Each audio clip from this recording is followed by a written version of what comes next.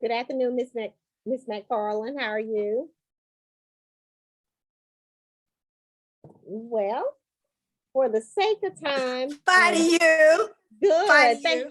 thank you for joining us this afternoon. Hopefully You're the welcome. information we share will be helpful. And so we will be recording the session as well. We had, I Okay. think, about 6 people to sign up, and in case they don't make it, we will record and will be available on our YouTube channel. And so please make sure that Okay. you get the word out to other community members that they can still get the information even if they're not online. But for the sake Okay. of Thank time, you. okay, for the sake of time, we are going to go ahead and get started. First, I want to thank you for joining us this evening, just to talk about the things that are going on in the district as it relates to our opening, as well as the pandemic and our health and safety protocols that we have in place. I do wish to acknowledge that we do have one board member that is online with us, and Ms. Susan Pridgeon. We want to thank Ms. Pridgeon for her time. Um, Especially since she represents the Mullins community to be on this particular session. And Mrs. Pridgeon, for anyone that does not have an opportunity to be on this particular Zoom, please make sure that you direct them to our YouTube channel so that they can still get the information. But we are not going to keep you long this afternoon. Just want to give just a few updates in regards to the town hall type forums. Um, these forms have been put in place just for informational purposes. We're always trying to figure out ways how we can better connect and communicate with our stakeholders, being our families, our most important stakeholders. And so with that being stated, the town hall format is just to do that, provide you information. There will be an opportunity at the end if you have any specific questions. If you have questions through the presentation, please use the chat button, which can be found at the bottom. If you would like to utilize that, or if you have concerns, just raise your hand and we will also then be able to unmute you as well if you're having trouble with the chat bar. One thing I will say, the pandemic has presented very unique challenges, but yet it has also created opportunities for us to grow as a district. We put a lot of various practices in place. Some practices that I think that will extend beyond the pandemic that are just good health and safety protocols. And so you'll hear about a little of those things this evening. But just to start, I just want to tell you about our opening. Just a brief legislative update. As you were aware, we were bound by a proviso that came through our General Assembly with the proviso stating that schools could not have a mask mandate in South Carolina. I am glad to say that our Board of Education at the last meeting did a resolution to the General Assembly regarding the mask mandate. And with that, it was only a few days later that a federal judge there was a ruling in stating that right now that the mask mandate is unlawful, and meaning the mask mandate not allowing students or districts to prohibit students from wearing masks. So immediately starting on Monday, we implemented a mask mandate in our system. And with the mask mandate, you'll hear a little bit more about it later. We do have some exemptions in that right now we're offering medical exemption for students that may have medical concerns, but other than the medical exemption, the expectation is that students do wear a mask. With that being stated, we've heard from parents on both sides of the issue, parents that are very concerned about their children being in masks, as well as parents that have reached out that are happy that we are now in masks. And Ms. Wimberly, you don't have to continue with the flow of that. And you can if you want to, if it's not hindering you. And so we are very pleased, but I will tell you that the governor did do an appeal to the court ruling. Governor McMaster has done an appeal to the court ruling. And so I do think it will take some time in regards to the courts to rehear this particular case in regarding masks in schools. So we will continue to follow the law. That has been our legal guidance, whatever those laws may be. But I will say that our commitment, regardless of what the law states, is the health, safety, and well-being of our staff and students. Ms. Wimberly, if you would move on. Just to give you a little update about our virtual programs in the district. Just want to make you aware, I've shared this at a board meeting before, that we were one of 34 districts that applied for a virtual academy program. Of course, we did have a 5% cap, and that was not district mandated, but state mandated. And we have adhered to that, which for us, with having around 4,000 students, that means that we can have around 200 students in the virtual program. One thing I do want to make sure that we are aware that with the virtual program for grades K through 8, we do use a third party, which is called Adminum.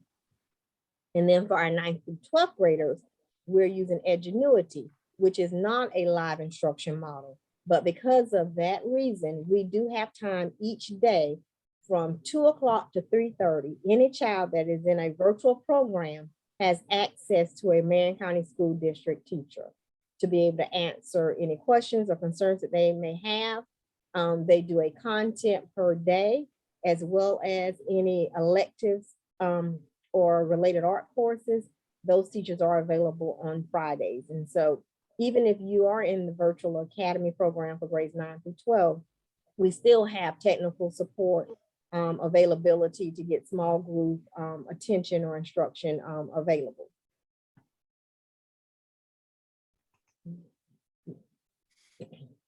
The other thing that I just want to really push is just communication platforms, and parents, if you have any additional platforms that you feel that need to be in place, please do not hesitate to let us know. We encourage, the number one place to see school information is district and school websites. In this world of social media, sometimes we forget that we still have websites that have information. Even though we use social media a lot, we still also use our district and school websites that are updated frequently. Social media, you can find the district on Twitter, Facebook, and Instagram. We try to keep all of those entities updated on a regular basis. Blackboard is another key communication platform that we use. Through Blackboard, parents, you can be aware, hopefully you're now receiving texts. If you did put down a cell phone number as a contact number, when we send out district messages or your school sends out a message, that message, if we have a cell phone number in the system, you will also get that communication via cell phone. We've also started sending more email communications, especially if it's a district-wide message. We do a call, and then we also follow up the same language from the call within the email. And then at the school level, school improvement councils, which are mandated by law, those have to be in place at each school. The school improvement council, some of the members are nominated by parents to serve on that. It is a very select group. The state identifies who is a part of the school improvement council in terms of the number of teachers, the number appointed versus elected. And so each school has that guidance if you do have an interest in regards to the school improvement council. And then we still have just PTOs and parent teacher organizations and parent teacher student association and PTSAs. I will say that since the pandemic, they probably have not done as much as they have in the past. We're hoping to see that momentum pick back up this year. And then parent conferences. I'm hopeful that parents will always take the invite of parent conferences. We held parent conferences last week. We are 4.5 weeks into school. This is our 5th week into school now. All parents had the ability to sign up online as well as through your teachers directly for parent conferences. I often say we can't wait until it's midterm or mid-year or at the end of the year to decide that we need to be communicating on both ends. We need to be communicating from the school front as well as parents from the home front as well if there are any concerns. And then this last platform, which is a new platform, the Town Hall Table Talk. Table Talk started last year or year before last as more of an informational session online. But this year, due to COVID and so many questions and the need for us to better communicate, I've decided to do these virtual sessions for Town Hall where I'm not just in front of a camera giving the information, but I actually am using a Zoom type platform so it could be more interactive. And so those are our communication platforms that we currently have in place, our key communication platforms. There are other smaller platforms that we have. For instance, Ms. Sweeney will talk about weekly folders that should be going home with our K through 8 or K through 5 students. And so she'll talk about those a little bit later. But if there are any other ways that you feel that we need to be communicating, we're in the process of looking into a possible billboard or digital signage so that we can put announcements on. Also looking to make sure that all of our schools, their signs are up to date and kept abreast of what's going on.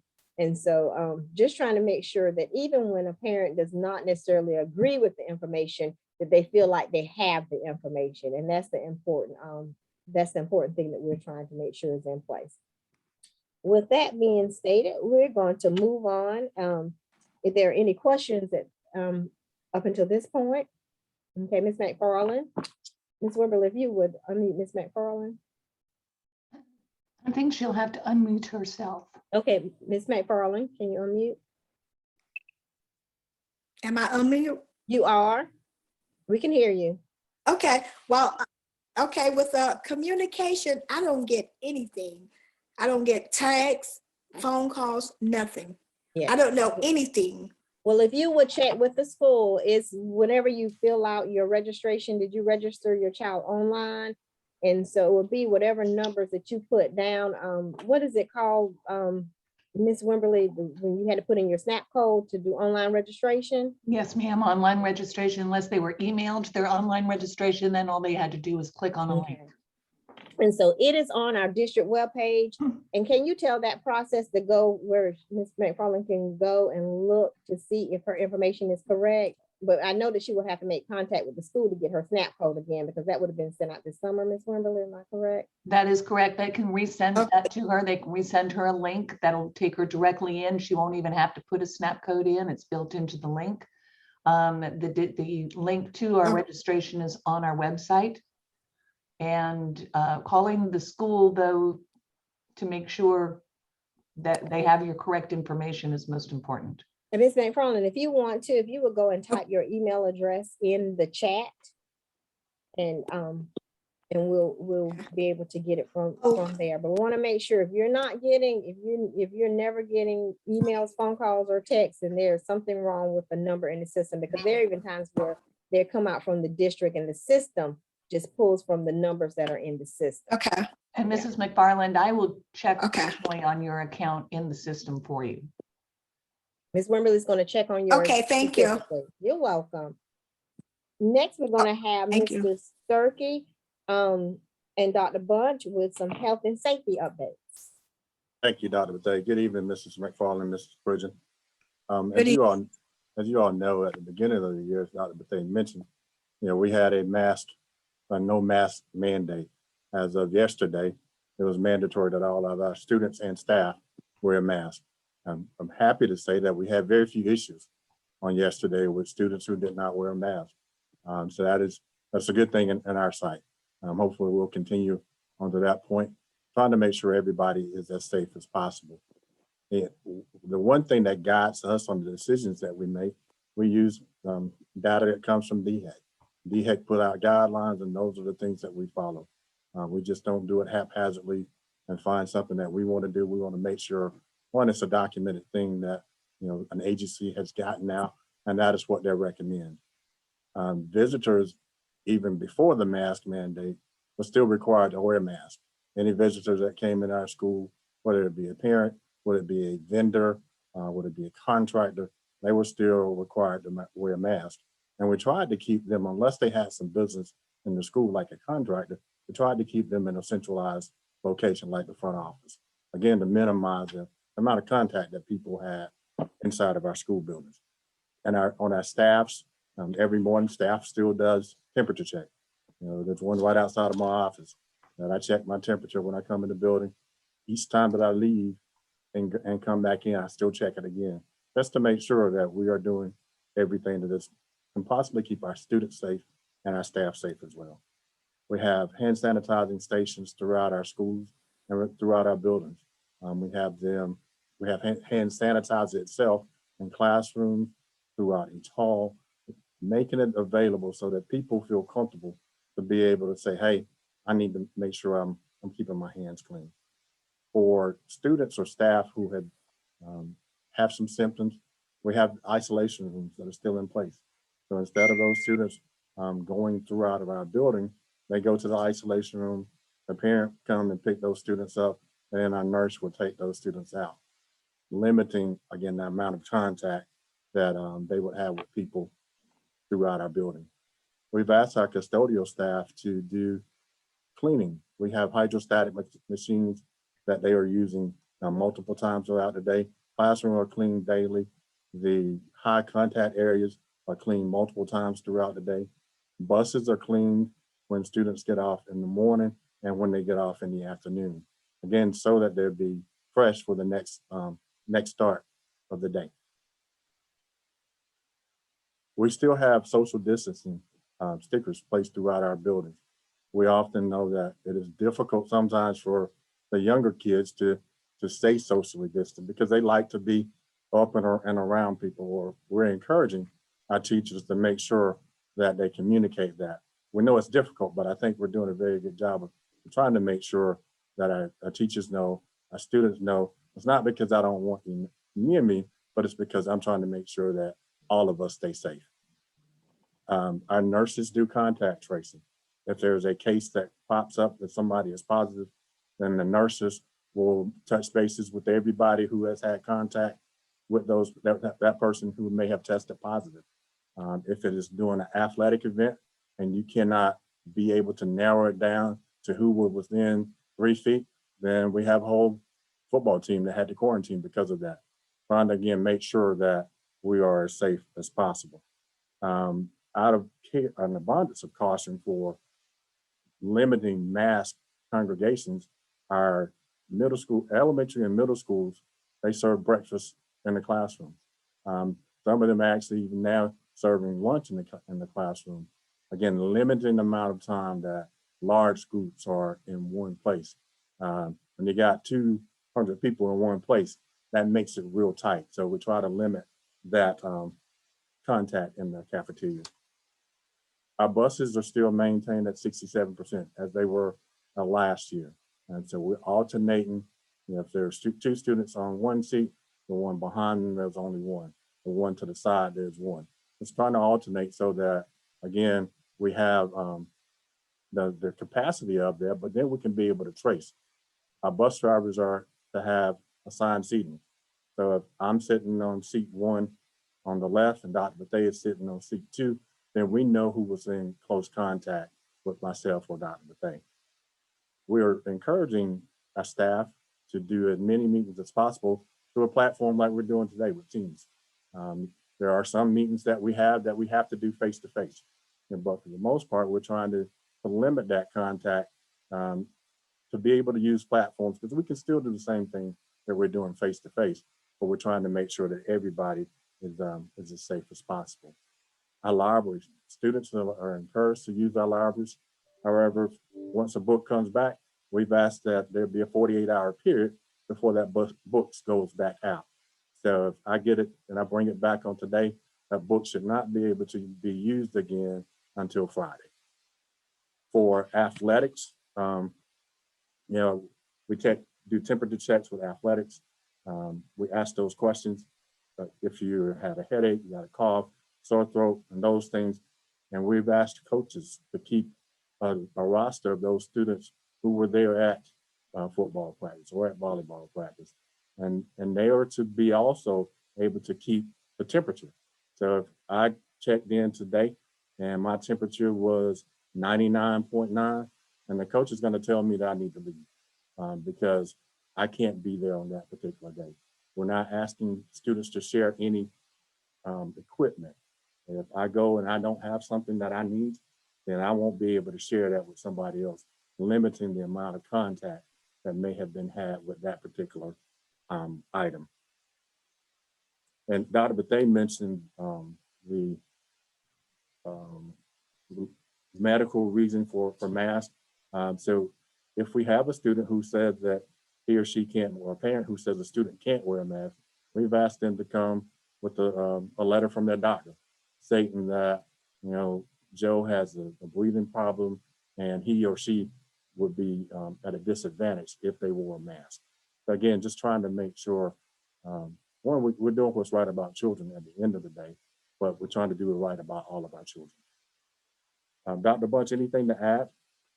One thing I would say is we have had just a few parents with some questions, and we've taken them in stride. Mr. Sturkey has assisted with that. He visited with the family. I've had a few families give us a call, and simply most of the questions have been, why are you overruling the governor's rule? Well, the judge has recently ruled in the state of South Carolina that that school boards can now have the authority to have mask mandates. So we're explaining that to parents, and I'm very happy to say that so far with the parent questions that I've had, every parent has understood, and we have explained the medical out if they want to do that. And so they're given opportunities to do that, but it's actually going very seamlessly, and the people of Marion County have been very kind in working with us as we work through this process. So as Mr. Sturkey said, very few phone calls, but the few phone calls we have, we've been able to resolve those so far. And so we appreciate if you talk to people in the community, if they do have questions, please send them to me, send them to Mr. Sturkey. We'll be glad to explain what the law is. And just understand that if the law does change again, then Marion County will follow the state law every single time. That's what we do. And we don't create laws, we actually follow the laws. So if you have community members with questions, I encourage you to send them to Mr. Sturkey or send them to me, and we'll be glad to answer them. Thank you so much. Yes. Thank you. Okay, no questions at this time. So now we'll hear from Mrs. Sweeney from Teaching and Learning with a few updates in terms of the academic program. Good evening, Ms. Pridgeon and Ms. McFarland. Glad to see you all this evening. Just some updates from the Teaching and Learning Department. First, all of our schools have what we call quarantine liaisons, because we do understand that we have some students and staff members occasionally as well who have to be quarantined. So all of the schools have identified a quarantine liaison, and this individual is responsible for coordinating receiving the students' work from their teachers, and then also arranging pickup with the parents. And so when students are out on quarantine, they should receive work for each subject for each day that they are absent. And if they have questions while they're home on quarantine, their teachers have office hours for a minimum of 30 minutes each week, where they can call in or they can connect with their teacher virtually to ask any questions that they have about their work. We do understand that since we have been dealing with COVID, that there has been some learning loss. And so we have a couple of things in place to try to accelerate learning. And so in all of our schools have interventionists in place. And so in our K-5 schools, we have reading interventionists. In our 6th through 12th grade schools, we have math interventionists. And what these interventionists are doing is that they are working with small groups of students all day long on areas where students need additional help. So all of these this intervention time serves as an extra support for our students. We also looked at our schedules, looked at the number of instructional minutes that we have in all of our schools, and we made sure that we have schedules that maximize our instructional time. For instance, in all of our K-5 schools, we have 120 minutes of ELA every day. And in all of our 6th through 12th grade schools, we have 90 minutes of ELA. So we really looked at the schedules to make sure that we are maximizing and utilizing all of our instructional time. We have ELA frameworks and math frameworks, and it just breaks down the ELA block and the math block for our teachers with different components that they need to address every day. Dr. Bethea talked briefly about the weekly folders, And so in all of our 4K through 5 grade schools, we have weekly communication folders. And so teachers should be sending those folders home with their students at least once a week. Those folders can have graded papers in them. They can also have newsletters, class newsletters, school newsletters in them. So weekly folders, if you have a student between the grades 4K through 5th grade, they should be bringing home a weekly folder each week. And this year we have implemented a new math curriculum in grades kindergarten through 8th grade. And that math curriculum is called Into Math. We're still teaching the South Carolina standards, but this is the curriculum resource that we're utilizing to teach those standards. And Dr. Bethea also spoke about interim reports. Interim reports were emailed out to parents on last week. Some schools did choose to send a hard copy as well, but we had interim conferences virtually last week. And so if you have not received an interim report, please contact your child's school. The interim reports went home last week, and report cards will be issued on October 27th. And so this is a great time now to do a pulse check on our students to make sure that they're keeping up with their work. Any questions? All right. Okay. Well, we know that we've covered a lot of information, and this will not be our last virtual town hall. But I do encourage you, Ms. Pridgeon, from the board, as well as Ms. McFarland, as a parent, if there are any other means of communication that you feel will be helpful, keeping in line that we do have health and safety protocols, but if there's anything more that we can be doing, do not hesitate to let us know.